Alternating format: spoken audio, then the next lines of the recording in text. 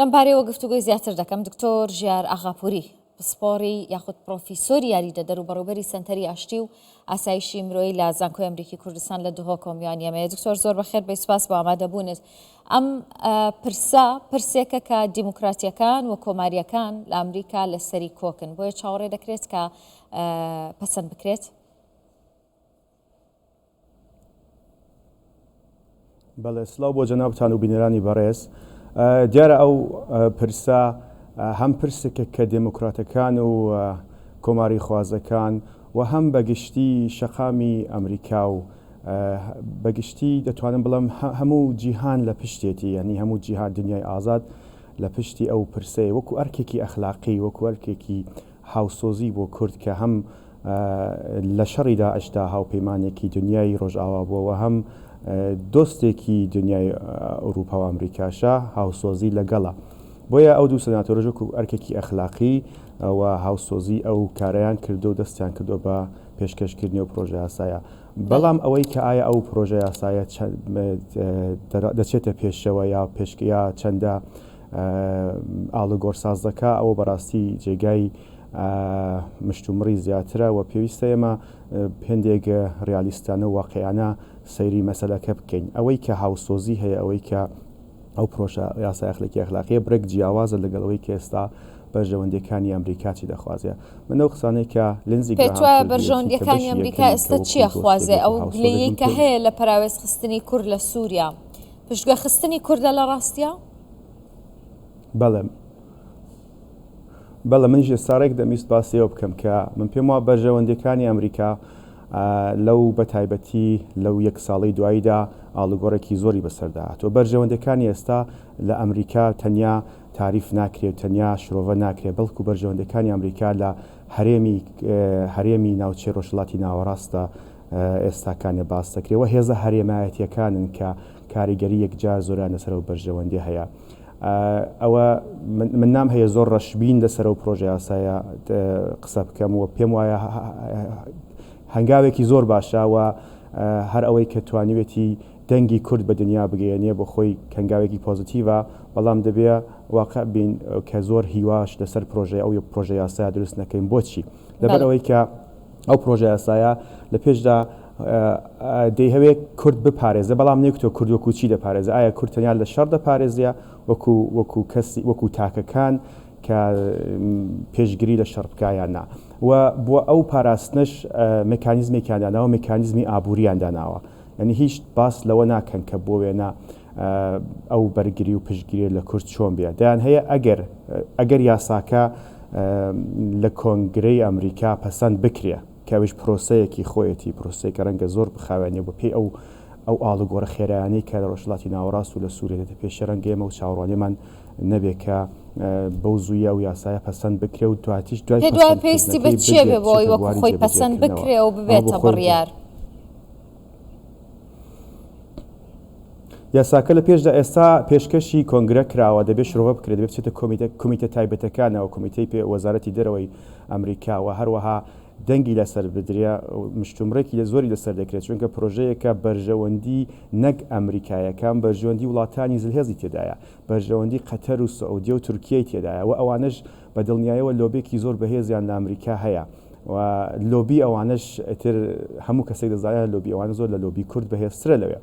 بۆیە من پێم وایە من هەرچەند دەڵێم هیوادارم ئەو شرۆڤەی من هەڵە بێ لێرە، بەڵام هیوا سازکردنێکی زۆر لەسەر ئەو پرۆژە یاسای ڕەنگە لە داهاتوودا ئێمە تووشی گرفتی کێ بکە و وامان لێ بکە کە بڕیاری غەڵەت یا بڕیاری هەڵە لە سیاسەتدا بدرێت. یعنی پێت وایە ئێستا کورد ئەکەوێتە ژێر چەپۆکی بەرژەوەندیەکانی وڵاتانی هەرێمایەتی لە ناوچەکە لە سووریا؟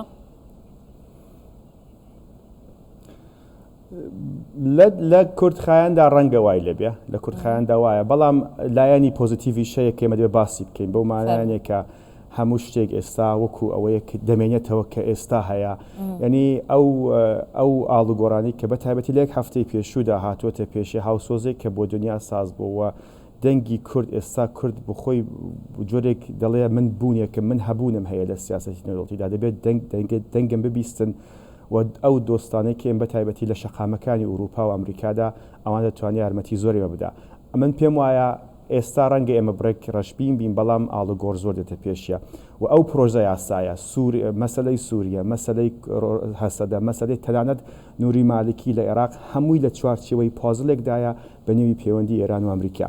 یعنی من پێم وایە من ینی خوێندنەوەی من ئەوەیە کە مەسەلەی کورد لە ڕۆژاوە پرسە بە پرسی ئێرانەوە چه ئێران سەر ینی بدۆڕێ لەو شەڕەدا کە ئاڵوگۆڕێکی دیکە لە ڕۆژدە سووریە ساز دەکاتەوە کە ئەو دەم دەتوانێت ئەو بەرژەوەندیانەی کە ئێستا ئەمریکا پێویستە کورد قوربانی بکا بە خاتری عەرەبستان یا قەتەر یا ئەمریکا لەبەر ئەوەیە کە ئەو وڵاتانەی پێویستە کە هاوپشتی هاوپەیمانی ئەمریکا بن لە هەر پرۆژەیەک لە هەر بڕیارێک کە دژی ئێران دایانداتێ.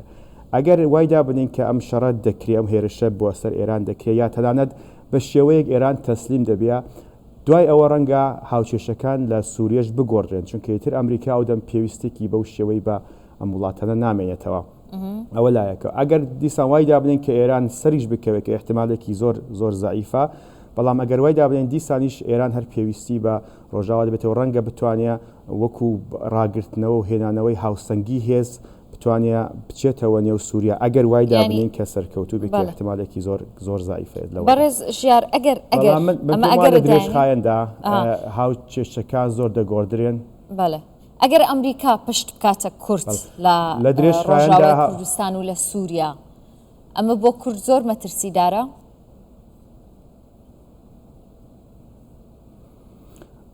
بەڵێ تەبیعەتەن مەترسیدارە بەڵام شتی دیکەشێت تەنیا ئەمریکانیە ئێستاکانێکە کایە دەکات لە مەنتەقەدا.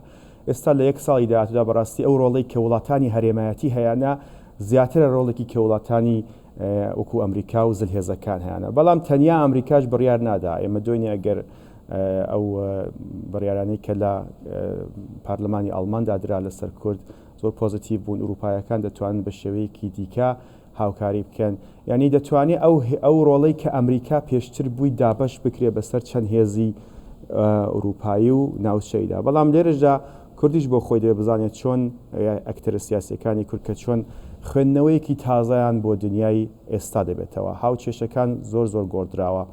ئێستا ئەو سووریەیە کە یەک ساڵ لەوە پێش بوو 100% گۆڕدراوە. ینی پێت وایە ئێستا کاتی گۆڕینی نەخشە جیۆسیاسیەکانە لە ڕۆژهەڵاتی ناوەڕاست و لە ناوچەکە؟ من پێم وایە پرۆسەیەکە لە پرۆسەیەکدان کە خەریکە ئاڵوگۆڕ بەسەردادە جایتر چەندە یەک ساڵ دو ساڵی پێدەچێمە پرۆسەیەکە هەتا ئێمە ئێستا لە قۆناغێکی بۆ ناگەبێنم بەراوردیکەین هەرچەند بەراوردەکەش زۆر دەقیق نابێ بەڵام قۆناغی دوای شەڕی جیهانیەکان کە دەبێتەوە کە هاوکێشەکان دەگۆڕدرێن کە نەزمێکی تازە لە منتەقەدا دێتەوە پێشی ئەو نەزمە ئێستا گەراکانی هەیە گەراکانی بەهاتنی هەر ئەوەی کە ئێمە دێنین کەسێک کە تا دوێنێ گروپێکی تەرۆریستی بۆ ئێستا دێن دەیبەنە کۆشکی سپی بۆ ئیمباخی دێدەن و ئەترۆت کلۆنی پێدا دەکەن. ئەمە ئەتر پێویستی بە خوێندنەوەیەکی زۆر خوڵنیە کە بزانین چۆن هاوکێشەکان گۆڕدراوە. زۆر بۆ ڕاشکاوی ئەوەی کە ئەمریکا ئێستا بەرژەوەندی ئابووری بۆ لە هەموو شتێک گرنگترە لە هەموو بنەمایەکی سیاسی و دموکراسی و مافی مرۆڤ بۆ گرنگترە ئێستا. بۆیە تەنانەت ئەو سناتۆران بەڕێزانش کە ئەو کارە دەکەن کە زۆر جێگای ڕێزەکە زۆر جێ پێزانینە بە تایبەتی بۆ کوردستان بەڵام لە داهاتوودا لە ئاکامدا ئەوانیش بۆ خۆیان لە چوارچێوەیەکی قەتیسکراودان کە بەرژەوەندی ئەمریکای پێ لە هەموو شتێک گرنگترە و ئەو بەرژەوەندی ئێستا لە لۆبیار وەکو وارزمکردن لە لۆبیەکان لە ناوەندە توێژینەوەکانی ئەمریکا و ئوروپادا بڕیار دەدرێ کە بەداخەوە ئێستا ئەوەش بە پارەی وڵاتانی کەندا و تورکیە و زلهێزەکان ئەو کەسانی کە بەرژەوەندەکانیان ئێستا تاڕادەیەک لەگەڵ کورد هاوتەری بنیە دەڕاتە پێشیە. بەڵام من هەر دڵم هیوادارین کە ئاڵوگۆڕەکان لە سیاسەتدا وای دێتە پێشێک کە جاری وایە ڕووداوێک زۆر شت دەگۆڕێ. لەم گۆڕانکاریانە ئەم یەک دەنگی کورد کە ئێستا هاتۆتە ئاراوە چەند گرنگە چەند دەتوانێت دۆسەی کورد پێش بخات؟ هەر ئێستا پێشی خستۆ هەر ئەوەی کە ئێستا لە نزیگراهام و سناتۆرەکانی دیکە هاوپەیمان و هاودەنگ پشتیوانی کوردەکەن بەرهەمی ئەو هاودەنگەیە. یعنی ئێمە ئێستا من زۆر بەڕاشکایی بڵم ئەو قسەی کردە هیچ دۆستێکمان جگە لە چیاکانیە وای لە هاتوو کە ئێستا هیچ دۆستێکمان جگە لە خۆمانیە لە ڕۆژ لەو بارودۆخەی کە ئێستا تێکەوتوی زۆر جیاوازە لە بارودۆخەکانی کە تەنانەت لە 91 بەسەرەوەدات. ئێستا کە من داهاتم بۆ ستۆدیۆ هێندێک سەرم کرد هێندێک دۆستان ئەو پرۆژە یاسایان وەکو ئەو کاتە داناوەک ئەو پرۆژانە داناوە کە ناوچەی دژە فرین بۆ کوردستان دابین کرا لە 1991 من پێم وایە زۆر جیاوازە و شتا ینی بەراوردی تەنانەت بەراوردکردنی ئەو دوانە شێمە بە هەڵەمان دەبا کەوا فکر بکەینەوە کە ئێستا هێزێکی جیهانی دیە بە ساروخ و بە تیارەوەی مەدەپارێزیە زۆر باشکاوی ئەوانە تەنانەت من ئێستا کە زۆر بە وردی چوم پرۆژە یاساکەم خوێندەوە ینی لە خراپترین حاڵەتدا کە ئەوانە بیان هەیە پرۆژاکەن کە ئەوەیە گەماڕۆی ئابووری بخەنە سەر حکوومەتی بەشار ئەسەد حکوومەتی ببوورە ئەحمەد شەرە کە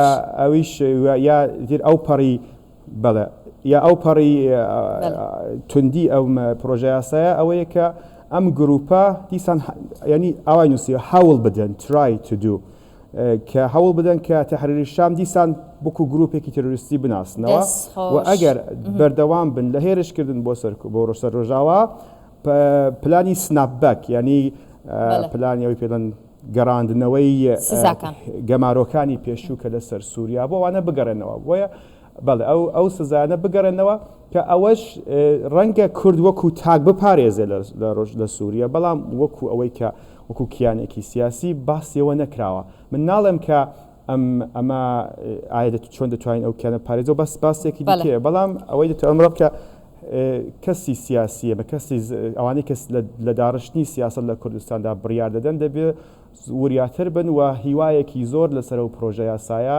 دانەنێن. سپاس دەکەم دکتۆر ژیار ئاغاپوری پسپۆڕ یاریدەدەر و بەڕێوەبەری سەنتەری ئاشتی و ئاسایشی مرۆیی لە زانکۆی ئەمریکی کوردستان لە دهۆکەوە میوانی ئەمە بوویت.